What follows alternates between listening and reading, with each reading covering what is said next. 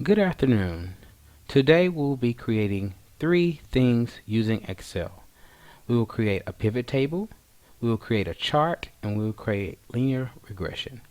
We will first start off with Excel by creating a pivot table.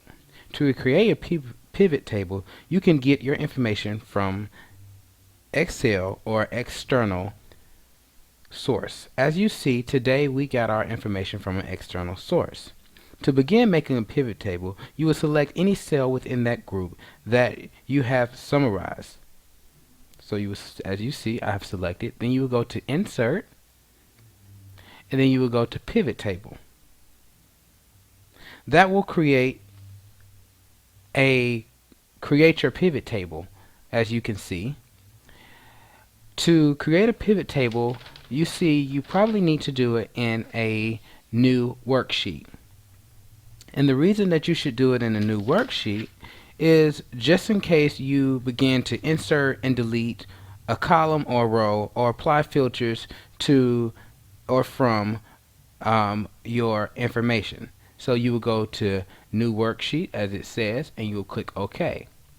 After clicking OK, as you see to your left, you have the pivot table where you create your pivot table, and to your right you have the pivot table field list.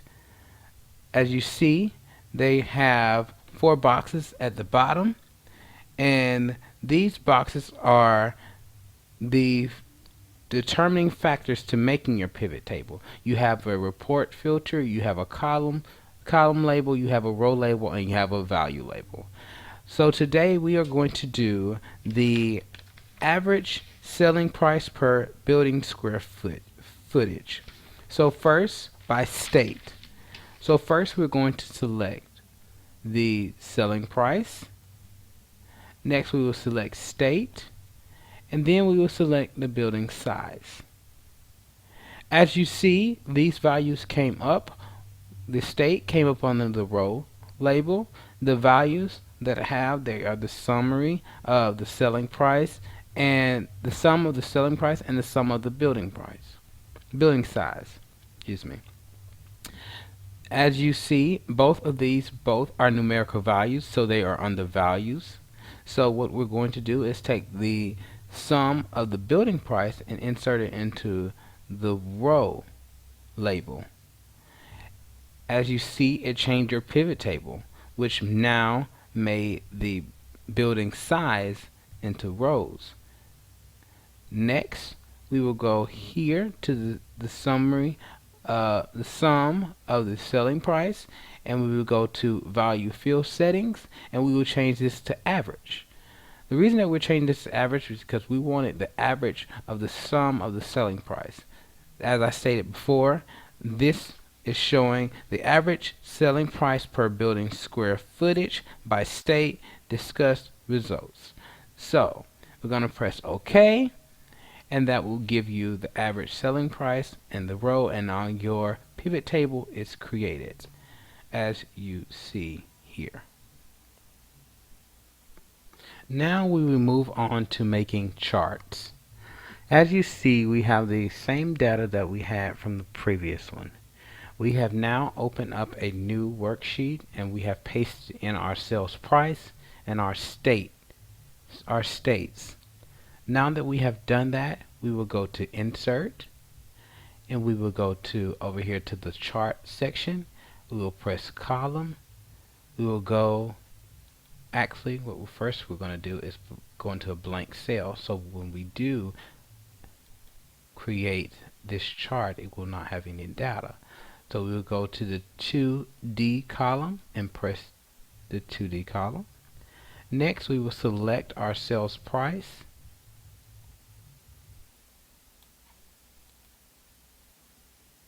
Copy it. And then we will go here to the chart, and we will paste it onto the chart. As you can see, now our sales price has been created. And next thing we will do is we will create our value for our y-axis. So Next we will go to the next you will go to the design, and as you see you can go here to data and go to select data, and as you see on the select data you already see that your sales prices are here. You will go now to edit because it wants your horizontal, and you will select the state and press OK. And now your selected data information will come back up. And next, after you have selected your data and you have it here, you will press OK. And now you're going to do the titles of the data. So first thing we're going to do is we're going to go to layout, and we're going to go to axis title, and we're going to do the horizontal axis first. We're going to go horizontal axis, and then we're going to go to title below axis. I'm going to press that, and we're going to go in here to the title axis, and we're going to change that to your state.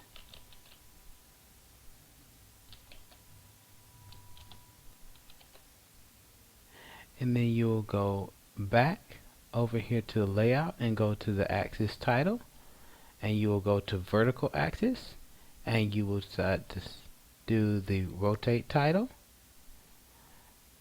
and then you'll go here and change the title here too also. This will be changed to sales price.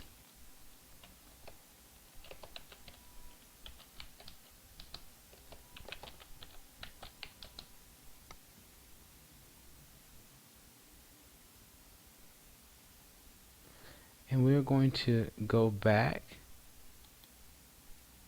and we're going to go here actually, and we're going to change this name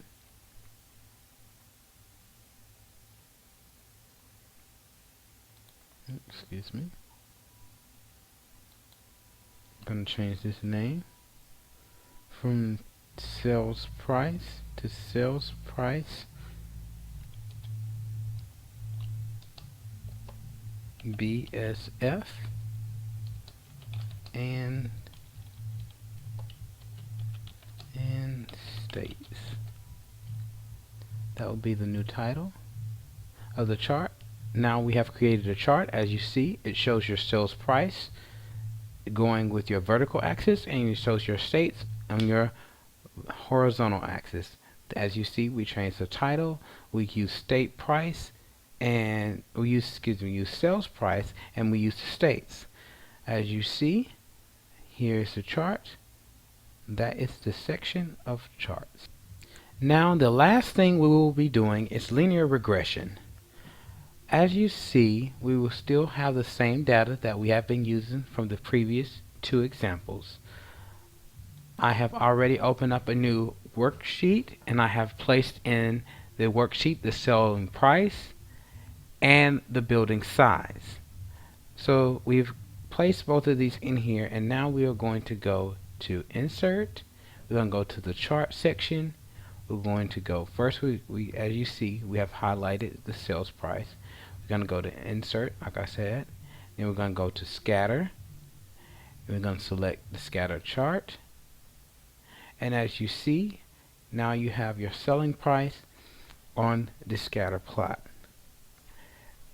Now, after we do that, next we're going to go to data that is already here. We're going to go to select data. And as you see in your select data, your selling price is already there. Next, we're going to go to edit. And as you see, your Y value is already there, which is your selling price.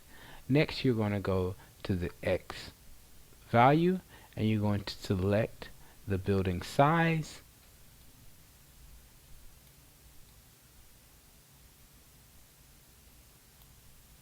and the building size. As you see, the graph has changed, and it says the series name, and we're going to change the series name to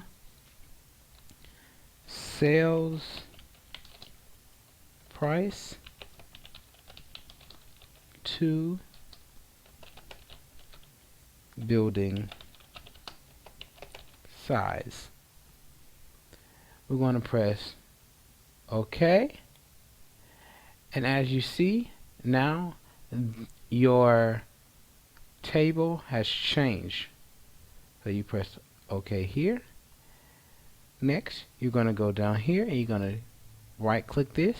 You're going to go to Format Axis, which this will bring up your formatting axis, which will be, you will be able to change your values at the bottom. And we're going to go to Fixed here at the maximum, and we're going to make the maximum 10,000. And then you're going to press close. And after you press close, now you see that your values have been changed to 10,000. Now, after we do that, we're going to go to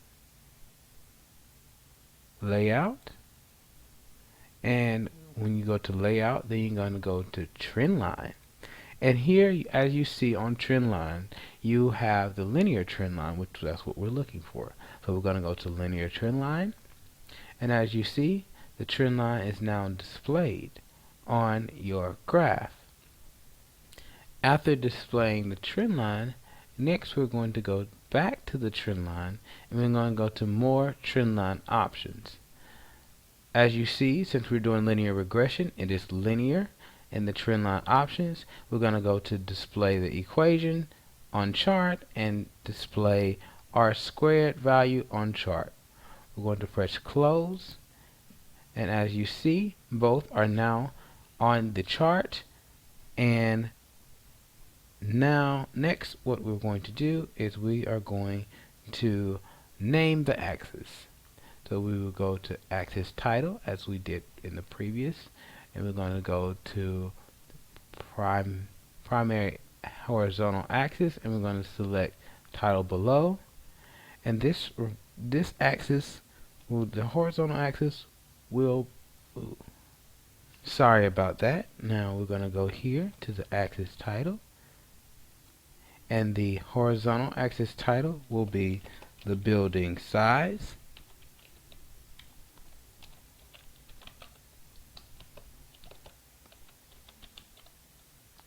And then we'll go back to the axis title, and we will make it the vertical axis size, and we'll go to Rotate Title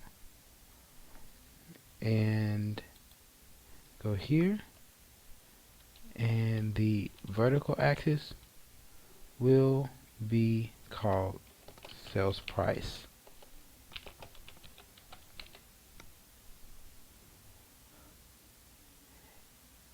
And now your linear regression chart has been done, and as you see, you have your equation, you have your linear regression line. You can also go here, and if you want to change the linear regression line, put different types of lines in there, you can, like the linear forecasting trend line. Here is your chart. Thank you so much, Professor Systrom, for the opportunity to do this extra credit. I really appreciate it. Thank you for everything you have done this semester. This was a great class. I hope this video is done well. I'm so sorry for the stuttering, and I'm so sorry that if something was not right. I did my best, and I thank you so much, and I appreciate it.